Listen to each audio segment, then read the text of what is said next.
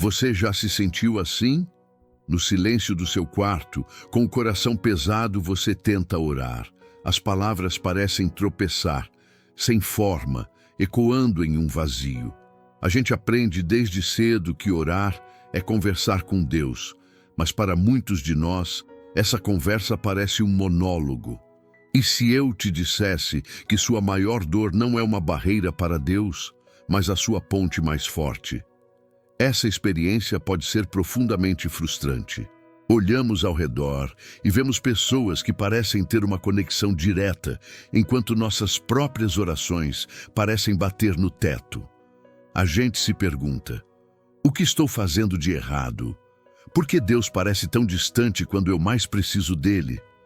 Esse sentimento nos leva a um ciclo de culpa, e a pressão para realizar uma oração perfeita nos paralisa. Quero que você saiba que essa luta é real e não é um sinal de fé fraca. Reconhecer essa dificuldade é o primeiro passo. E se a solução não estiver em falar mais alto ou usar palavras mais elaboradas? E se a chave para transformar nossa vida com a oração não for sobre performance, mas sobre permissão? Permissão para ser vulnerável, para ser honesto, para derramar a alma sem filtros. Afinal, oração não é performance, é permissão. No Antigo Testamento, encontramos a história de Ana. Sua dor era imensa. Ela não podia ter filhos, uma fonte de profunda vergonha em sua cultura. Um dia, no templo, ela não fez uma oração bonita. O texto diz que ela orou com amargura de alma e chorou abundantemente. Ela estava tão consumida por sua dor que o sacerdote Eli pensou que estivesse embriagada. Ela não estava escondendo sua dor, estava derramando-a completamente diante de Deus. Essa é a essência da oração que Deus ouve. Não se trata da eloquência, mas da autenticidade. Ana levou sua frustração, sua vergonha, seu anseio mais profundo e os depositou no altar. E a resposta veio. Ela concebeu Samuel, um dos maiores profetas de Israel. O que moveu o coração de Deus foi a sinceridade de um coração quebrantado. A história de Ana nos mostra que a oração não é performance, é permissão para ser vulnerável. A história dela nos mostra o poder da honestidade radical. Mas como aplicar isso em nossas ansiedades modernas sem sentirmos que estamos apenas reclamando? Vou mostrar uma mudança de perspectiva que torna isso possível. Nossas lutas hoje podem ser a ansiedade sobre o futuro, a dor de um relacionamento rompido ou a solidão em um mundo hiperconectado. E nossa tendência é apresentar a Deus uma versão mais aceitável de nós mesmos. Relutamos em dizer: Deus, estou com raiva, estou com medo do fracasso, sinto-me completamente abandonado. Agimos como se Deus não pudesse lidar com a bagunça real dos nossos corações, quando na verdade é exatamente isso que Ele anseia. Assim como a dor de Ana a impulsionou para uma honestidade radical, nossas frustrações modernas são um convite para a mesma autenticidade. A oração que transforma não é aquela que ignora a escuridão, mas aquela que a reconhece e a leva para a luz. Cada preocupação é uma oportunidade para declarar sua dependência. Lembre-se, oração não é performance, é permissão para levar sua bagunça para a luz. Mas se a autenticidade é a chave, como a transformamos em uma prática diária que realmente nos sustenta e não apenas em um desabafo ocasional? Comece tratando a oração como um relacionamento, não uma tarefa. Esqueça a pressão de orar por 1 hora. Comece com 5 minutos. O importante é a intenção. Encontre um lugar e um horário. Crie uma pequena rotina. Para evitar não saber o que dizer, use uma estrutura simples. Comece com gratidão, depois seja honesto sobre suas preocupações e, por fim, entregue seus fardos. E lembre-se, a perfeição é inimiga do progresso. Apenas apareça novamente no dia seguinte. A consistência é um ato de fé poderoso.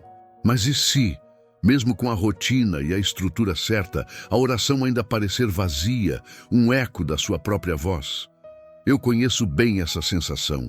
pois houve um tempo em minha vida em que minhas orações, embora consistentes, eram completamente vazias de conexão. Houve uma fase em que eu era fielmente disciplinado. Eu tinha meu horário, minha lista e cumpria meu dever espiritual. No entanto, por dentro, eu sentia um vazio imenso. Minhas palavras soavam ocas. Eu me sentia um impostor, fazendo tudo certo, mas sem sentir a conexão.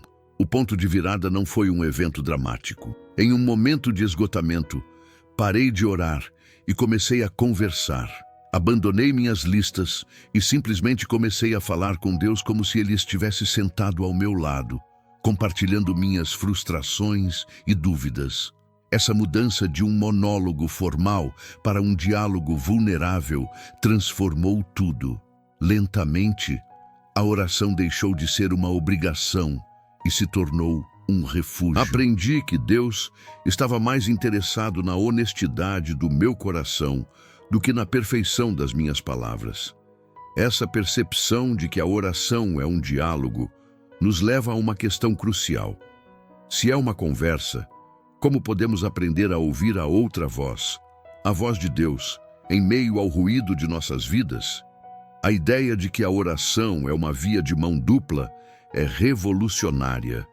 A maioria de nós é treinada para falar, mas raramente para ouvir. Deus fala de maneiras reais. A principal delas é através da própria Bíblia. Quando lemos as Escrituras com um coração aberto, estamos nos engajando com a mente de Deus. Versículos saltam da página falando diretamente a uma situação nossa.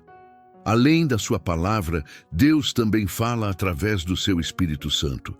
Isso pode se manifestar como um sentimento profundo de paz sobre uma decisão, uma convicção gentil ou um súbito discernimento. Não é uma voz audível, mas um sussurro interior que se torna mais claro à medida que aprendemos a nos aquietar. Mas essa jornada de aprender a ouvir nos leva a um dos maiores desafios da fé. O que acontece quando nos esforçamos para ouvir e a única resposta que recebemos é um silêncio retumbante? Talvez a experiência mais difícil seja o silêncio de Deus. Clamamos por uma resposta e não recebemos nada. Esse silêncio pode ser ensurdecedor. O próprio Jesus experimentou isso no Getsêmani. Ele orou com uma intensidade avassaladora. Meu Pai, se possível, passe de mim este cálice. A resposta do céu foi um silêncio que confirmou que não havia outro caminho. A resposta que Jesus recebeu não foi a remoção do sofrimento, mas a força para suportá-lo. Isso nos ensina que o propósito da oração não é sempre mudar nossas circunstâncias, mas fortalecer nosso caráter para enfrentá-las. Quando você enfrentar o silêncio de Deus, não o interprete como rejeição. Pode ser um convite para um nível mais profundo de confiança. O silêncio de Deus, portanto, não é rejeição. É um convite para entender que a oração não é performance, é permissão para confiar sem sentir. Essa confiança nos capacita a olhar para além de nossas próprias necessidades e lutar em oração pelas vidas daqueles ao nosso redor. Quando entendemos a oração como um diálogo para nos alinharmos com Deus, nossa perspectiva se expande. A oração deixa de ser uma lista de compras e se torna um campo de batalha espiritual, onde lutamos pelos outros.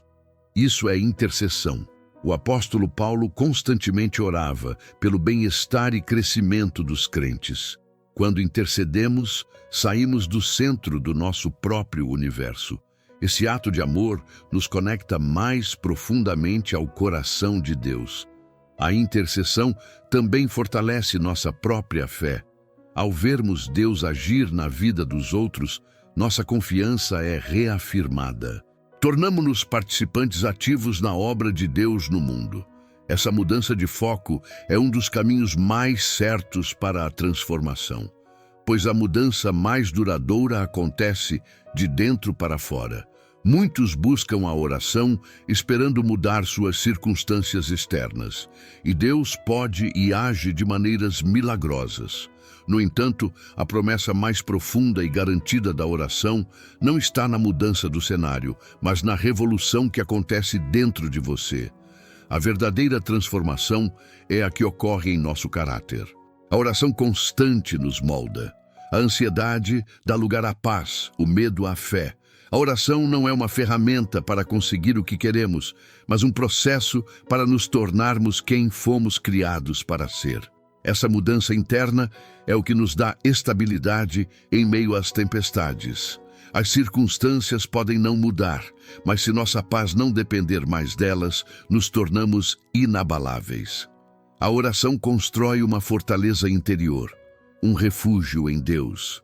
Portanto, a oração não é uma fuga da realidade, mas a maneira como nos equipamos para enfrentá-la. Ao final desta jornada, percebemos que a oração é muito mais do que pedimos. É sobre com quem estamos nos relacionando. É um convite para uma intimidade contínua com o Criador. Abandonamos a ideia de que precisamos de uma performance perfeita. Em vez disso, abraçamos a permissão para sermos vulneráveis, consistentes e corajosos para confiar no silêncio. O objetivo final da oração não é usar Deus para alcançar nossos objetivos. O objetivo final é o próprio Deus, conhecê-lo mais profundamente. As respostas são subprodutos maravilhosos, mas o prêmio maior é a presença dele. Lembre-se sempre, sua maior dor não é uma barreira para Deus, é a sua ponte mais forte. A Bíblia nos promete em Jeremias: vocês me procurarão e me acharão quando me procurarem de todo o coração. Ele não está se escondendo. Ele deseja ser encontrado por você. O convite está feito. Não amanhã, agora. Comece com uma conversa simples. Qual dor você pode transformar em uma ponte de oração hoje? Compartilhe nos comentários a palavra ponte, se você se compromete a tentar. Vamos criar uma corrente de apoio uns para os outros.